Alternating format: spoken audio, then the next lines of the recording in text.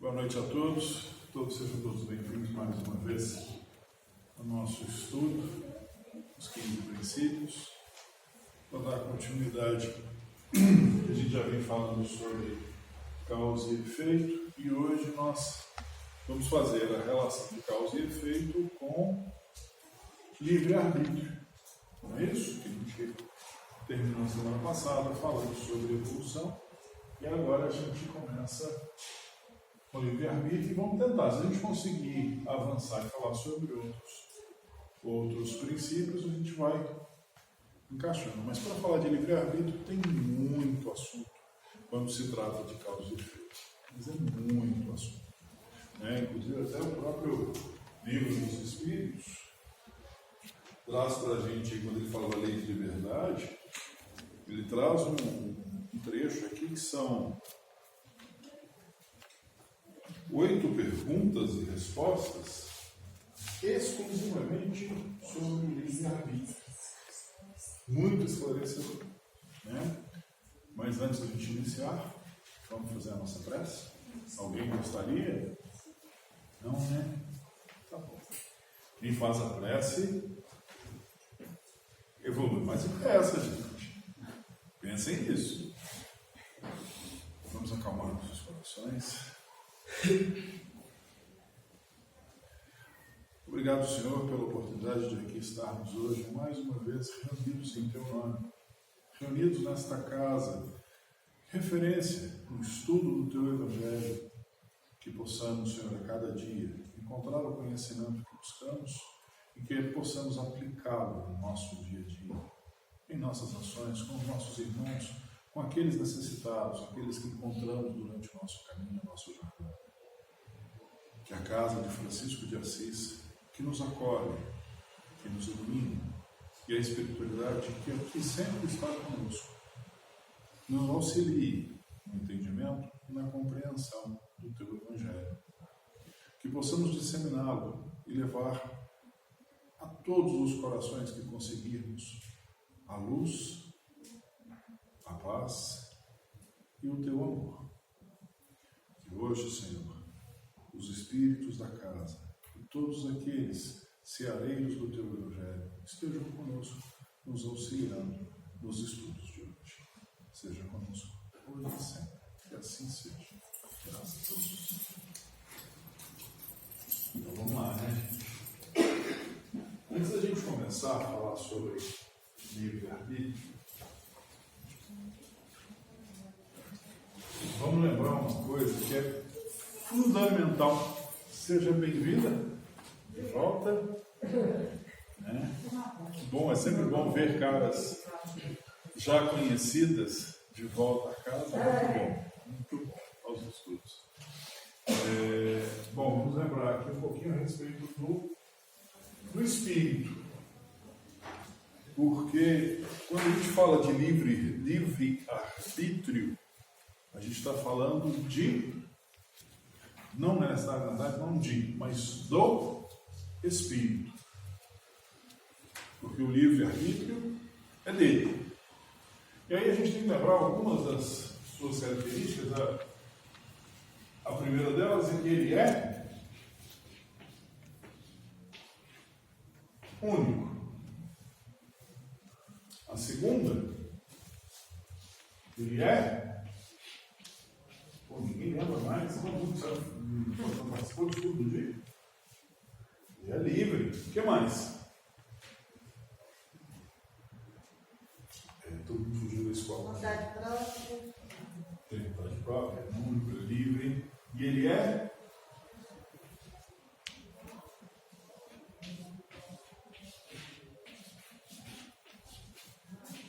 Eu acho que não, vamos prender. Responsável. Não é isso que a gente estudou aqui? Quem se lembra, quem anotou, está lá escrito que o Espírito é único, ele é livre e ele é responsável. Nós vamos ficar inicialmente só nessas 3 características do Espírito para a gente estudar causa e efeito e livre-arbítrio, inicialmente. Por quê? Por que o Espírito é único? O que nos define como sendo únicos? São as escolhas que nós fazemos, que nos afetam. E a gente sempre faz escolhas baseadas nas nossas experiências, nas nossas vontades, nos nossos desejos. E isso nos faz únicos, porque nenhum espírito deseja e almeja a mesma coisa. Então isso contribui para que sejamos únicos. Livre é o próprio princípio. Liberdade de escolha, liberdade de exercer as minhas vontades, liberdade de buscar aquilo que eu quero, aquilo que me foi apresentado como oportunidade. Então, eu tenho a liberdade de escolher o meu caminho, de definir quem eu vou ser. Não é? Porém, a gente tem que lembrar desse último aqui, da responsabilidade. Responsabilidade de quê? Lei de causa e efeito, né, no caso. Lei de causa e efeito. Aí a gente vai chegar exatamente na lei de causa e efeito, que é a responsabilidade por tudo que eu escolhi. Imortal também não? Sim, o Espírito é imortal. O Espírito também é imortal. Tá? Mas, assim, dentro do que a gente está estudando hoje, fazendo a relação com causa e efeito, a imortalidade não é necessariamente resultado das escolhas dele. Não afeta diretamente, não tem consequências em função das escolhas que ele faz. Imortalidade não é consequência. A imortalidade é um fato. Eu não preciso escolher para me tornar imortal. Eu sou imortal. A partir do momento que fomos criados,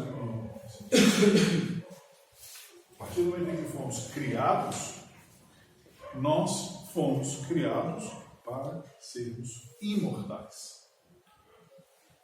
Né? Então, independe das escolhas que eu fizer.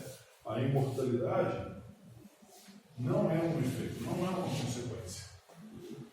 É uma característica, é uma propriedade, é uma definição. Eu sou imortal. Todos nós somos imortais. Tá? Então, essa característica do Espírito, da sua responsabilidade, é que tem essa ligação direta com o princípio de causa e efeito. Por quê? Eu sou único em função das minhas escolhas, em função dos resultados das minhas escolhas. Porque aquilo que eu escolhi, eu sou responsável, eu respondo por aquilo. Seja isso bom ou ruim. Para mim, a responsabilidade sempre vai ser minha. Eu sou o fruto das minhas escolhas. Eu sou o fruto de tudo aquilo que eu escolhi fazer. Né? Aí eu queria trazer algumas questões aqui para a gente poder debater, para a gente estudar a respeito de livre-arbítrio, né? No Livro dos Espíritos. Aqui tem as questões 843 até 850, né? Eu vou usar o livro, vou ler para ser o mais fiel que eu puder, até porque a minha memória não é das melhores para ficar lembrando pergunta e resposta. Tá? Ele começa assim, no 843. O homem tem o livre-arbítrio dos seus atos, visto que ele tem a liberdade de pensar, tenha de agir. Sem livre-arbítrio, o homem seria uma máquina. Aí aquela ideia do destino que muita gente definia e falava-se muito antigamente, muito tempo atrás, ainda tem muita gente que acredita em destino. Aí a gente entra até num paradigma. Destino. Existe ou não existe? A doutrina prega que existe destino ou não? Quando a gente fala que todos nós chegaremos a um momento evolutivo em que nós nos tornaremos puros, isso seria um destino? Sim ou não? Sim, é um destino. Mas na definição de destino que nós temos para nós hoje, é que nós somos controlados para chegar até aquele lugar, àquela condição. É dessa forma que nós entendemos destino.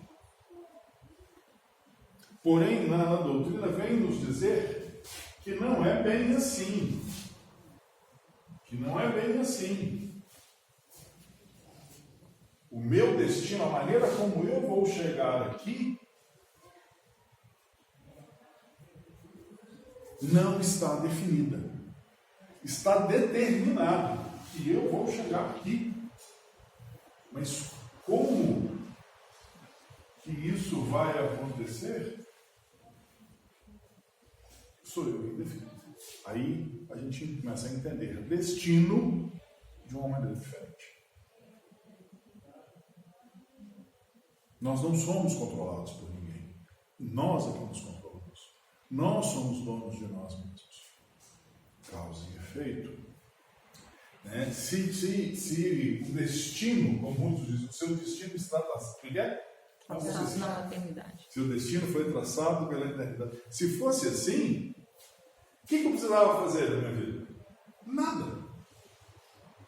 A ideia do céu e do inferno está corretíssima. Se eu for bom, eu vou chegar no céu, eu vou ficar fazendo o quê? Nada. No ócio eterno. Por quê? Porque Deus vai resolver tudo para mim. Todo mundo vai resolver para mim. E eu vou chegar lá, não importa como. Mas aí a doutrina traz para a gente, o Espiritismo, o Evangelho, Cristo, Jesus, enfim, todo mundo, tudo que já aconteceu, para a gente nos traz e fala, olha, se você não se movimentar, você não vai chegar em lugar nenhum. O destino está traçado para você entrar no céu. De fato, ele já está traçado. Pois é, mas para você ir para o céu, só que você tem que suar a camisa. Você tem que fazer as suas escolhas e ser responsável por elas, responder por elas. Prova e expiação está inserido nesse contexto, né? Com certeza. Porque... E a programação reencarnatória também, né? Com certeza. O planejamento reencarnatório, vamos na primeira questão que você trouxe, provas e expiações são exatamente as consequências, são os efeitos das escolhas que eu fiz no passado, exercendo o meu livre-arbítrio. Né? O planejamento reencarnatório, ele entra exatamente nos auxiliando na causa. Eu vou escolher, eu estou definindo como eu quero viver a próxima encarnação. Eu estou escolhendo o que eu quero viver de prova. Eu estou escolhendo definindo o que eu quero resgatar. São as minhas provas e as minhas expiações. Aí a gente vê. E aí a gente é o exercício de quem? Do livre-arbítrio. E quem é que exerce o livre-arbítrio? O espírito? Ou a alma? Ou o espírito encarnado? O espírito encarnado. Os dois. Os dois. Por quê? Enquanto eu estou fazendo o planejamento reencarnatório, eu sou espírito. Eu também exerço. O livre-arbítrio é do espírito. Aqui encarnado, eu ainda tenho algumas coisas que ele traz aqui para a gente vai falar sobre isso. Ele ainda sofre a influência do meio em que ele está vivendo, no caso, a influência da matéria, que dificulta ainda mais as suas decisões. Né? Mas os dois exercem livre-arbítrio, tanto espírito desencarnado quanto ele encarnado. Porque, afinal de contas, na realidade é um só. Né? Nós estamos vivendo uma condição. Isso conta também a moralidade, né? O bem proceder, é como que você vai se projetar diante dessas adversidades da vida, né? Que está assim, está lutado. Exatamente. E a moralidade está se perdendo muito desses últimos tempos também. Então, é como se a gente fosse assediado por aquilo ou por aquele outro.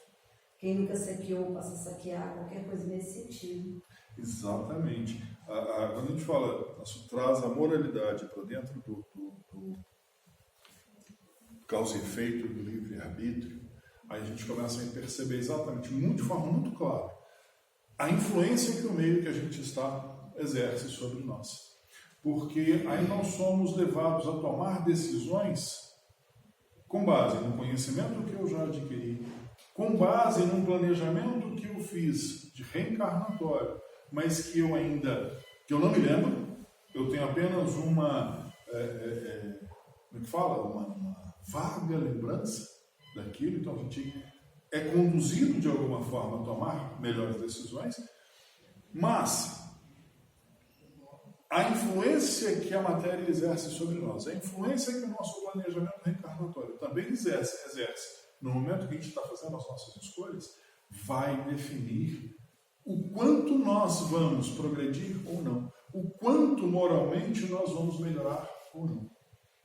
Porque esse é o objetivo, no final das contas todas, o grande objetivo é evoluir, é progredir. E a gente progride a partir do momento que a gente começa a adquirir conhecimento e exercer esse conhecimento adquirido. O exercício do conhecimento adquirido ele é feito através do livre-arbítrio. Se eu não tiver conhecimento, eu não tenho condições de fazer escolhas. Se eu não tiver uma referência, ou um objetivo, ou um destino, eu não tenho como fazer escolhas. Eu não tenho motivos para isso. Se a gente tem hoje um destino definido, que é sermos puros, se eu não tenho o entendimento que para chegar lá eu preciso praticar o bem, que referência, que subsídio eu tenho para fazer boas escolhas? Nenhum. Então, primeiro, eu preciso entender o que é o bem, eu preciso entender como proceder para fazer o bem, e aí é que entra tudo isso que a gente está estudando. O Evangelho, os ensinamentos do Cristo, tudo que ele vem trazendo para nós de longa data. Não é? Então, progressão, evolução, é resultado das escolhas que a gente faz. Né? Aí tem uma pergunta que é 845, que é muito interessante. As predisposições instintivas que o homem traz ao nascer não são um obstáculo ao exercício do livre-arbítrio? E os espíritos respondem assim. As predisposições instintivas são as do espírito antes de sua encarnação. Conforme for ele mais ou menos avançado, elas podem solicitá-lo para atos repreensíveis, e ele será secundado nisso pelos espíritos que simpatizam com essas disposições. Mas não há arrebatamento irresistível quando se tem a vontade de resistir. Lembrai-vos de que querer é poder. E a gente tem ensinado de longa data para os nossos filhos sobre querer não é poder. Na matéria, eu concordo plenamente que querer não é poder. Mas em espírito, em evolução, querer é poder. Porque a gente só progride se a gente quiser. Se eu investir no meu entendimento, no meu conhecimento, se eu investir na busca do entendimento do Evangelho de Cristo, se eu investir em fazer o bem e praticar o bem, aí é o querer. Mas, como a gente já disse, a influência que o meio exerce sobre nós é muito forte, porque nós ainda, como diz o nosso querido Vicente, aí nós ainda somos muito pititim, não é isso? Não é? Então a gente tem muito o que aprender. A gente tem muito o que evoluir. Muito o que aprender a fazer escolhas. Muito o que aprender a fazer escolhas. E a gente só aprende, a gente só consegue fazer boas escolhas adquirindo conhecimento. Chega a ser cansativo, até repetitivo isso, adquirir conhecimento, mas essa é a base da doutrina, essa é a base do Evangelho. É por isso que Cristo se encarnou aqui entre nós como Jesus e veio trazer isso, para nos mostrar que é necessário que nós busquemos o conhecimento. É necessário que nós busquemos conhecer a nós mesmos. Porque só conhecendo a nós mesmos que a gente consegue entender o que eu sou, quem eu sou, o que eu preciso e onde eu quero chegar. E como eu vou chegar lá. Né?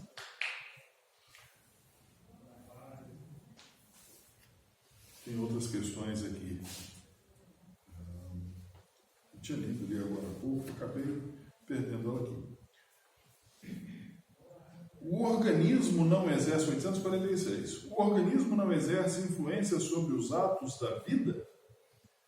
Se ele exerce influência, não faz com prejuízo do livre-arbítrio? O organismo, ou seja, o nosso corpo, ele exerce alguma influência sobre as nossas escolhas? Nós fazemos escolhas baseadas no que a gente sente?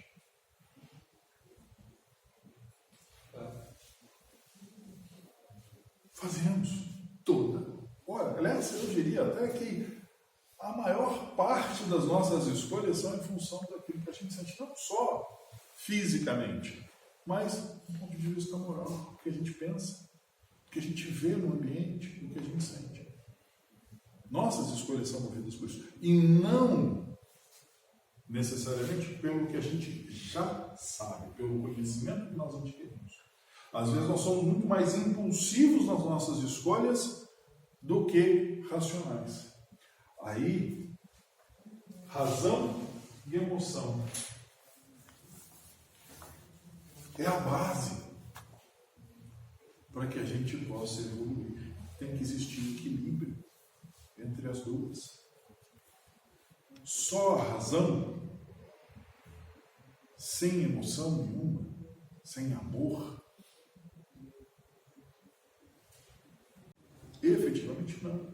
Porque a gente fica sendo muito certinho, muito rígido com as coisas e esquece que a gente precisa, como disse o Cristo, deixou bem claro para a gente, amar ao próximo como a ti mesmo. Mas eu tenho que ter o senso da razão para me guiar. Eu preciso amar. Mas eu tenho que ter o senso para entender, dentro dos próprios princípios, como que as coisas acontecem e o porquê que elas acontecem. Se eu for simplesmente pela emoção, a gente vai querer, depois de que a gente adquire um entendimento da vida de nós mesmos, a gente vai querer sair na rua e recolher todos os mendigos da rua, levando de casa. Vamos cuidar. A gente vai estar ajudando? Será que a gente vai estar ajudando essas pessoas? A gente fez isso, vai fazer isso por quê? Porque a gente sentiu que era necessário acolher, estavam necessitando frio, estavam com fome, precisam de uma coisa. E aí, será que aquilo não foi escolha dele? Será que aquilo não estava no planeta reencarnatório? Ele fez para ele mesmo de aquilo, aquela comissão? Será que durante essa encarnação ele não fez escolhas que o levaram aqui para a encarnação? Umas vezes contradiz a outra. E como a gente faz nessa hora? Como é que é a escolha? De ajudar pelo amor? ou deixar como está pela. Ajudar sem interferir na missão. Eu posso ajudar a pessoa sem interferir na missão que a pessoa está passando. Exatamente. Dou a mão para ela, ajudo ela. Melhor do lugar dela. Eu lembro muito, eu gosto muito desses exemplos. Eu me lembro, eu gosto muito do cego Bartimeu, da passagem. Jesus vira ele e pergunta: o que queres que eu faça? Ele sabia o que estava vivendo aquela ação, aquela cegueira, mas ele também sabia que ele não podia interferir. Dele, o Bartimeu.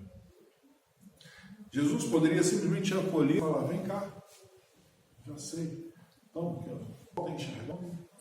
Mas de repente não era isso que eu queria. E aí? Ele vai resolver o problema, vou dar ele a visão, devolve a visão para ele e vai embora. Mas não era isso que Bartimeu queria. Será? Eu fiquei me perguntando algumas vezes: o que será que aconteceu com Bartimeu? O que será que com Zaqueu, com a hemorroísta, com os leprosos, com os cegos de nascença, com tantos outros que Jesus ajudou? O que aconteceu disso? Eles melhoraram? Eles melhoraram. Porque eles também fizeram uma escolha, usando o livre-arbítrio e em busca de Jesus, em busca da salvação. É um exercício do livro. Um centro. Uma dificuldade que queriam resolver.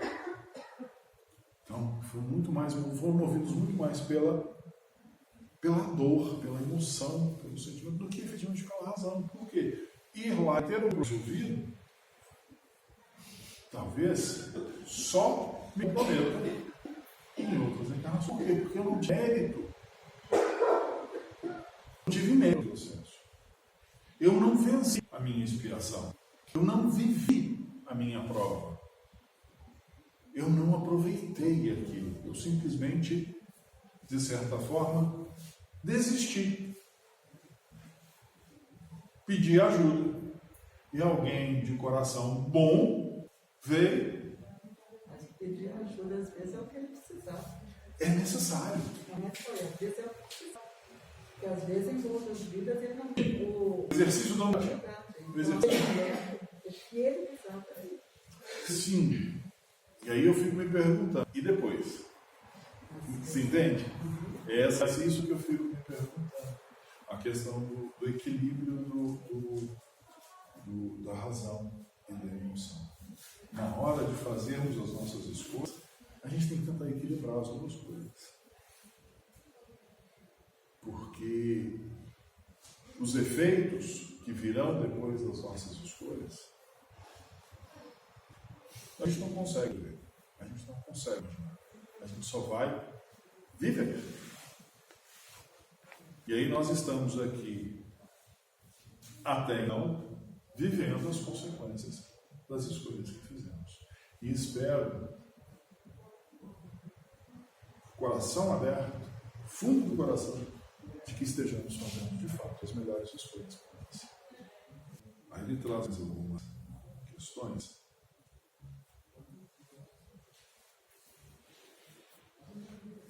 Qual é no homem em estado selvagem? Essa aqui é simples, até fácil da gente introduzir. Mas qual é no homem em estado selvagem a faculdade dominante? O instinto ou o livre-arbítrio? Você quer falar ou você está falando? Ah, tá. Porque da última vez ela levantou a mão e queria fazer uma pergunta. E eu achei que estava mostrando o tempo. Naturalmente, como um estado selvagem é um instinto. Que é onde a gente vai pelo sentimento, pela emoção. O instinto é puramente emoção. A gente não consegue distinguir uma coisa da outra, a gente não consegue raciocinar sobre aquilo, né? Mas o que ele fala aqui, eles falam o quê? O instinto, o que não impede de agir com uma inteira liberdade para certas coisas. Mas, como a criança, aplica essa liberdade às suas necessidades e ela se desenvolve com a inteligência. Por conseguinte, tu que és mais esclarecido que um selvagem, és também mais responsável que ele pelo que fazes. Aí, irmãos, responsabilidade. Enquanto tomamos decisões, enquanto tínhamos apenas um instinto como inteligência ou como fonte para a tomada de decisão, fazer nossas escolhas, nós não nos comprometíamos muito com as escolhas que fazíamos. Por quê? Que fizemos, aliás, né? Por quê?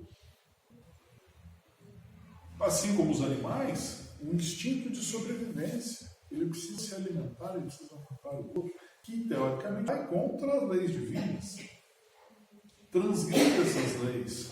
Mas ele não tem isso na consciência, ele não tem isso definido.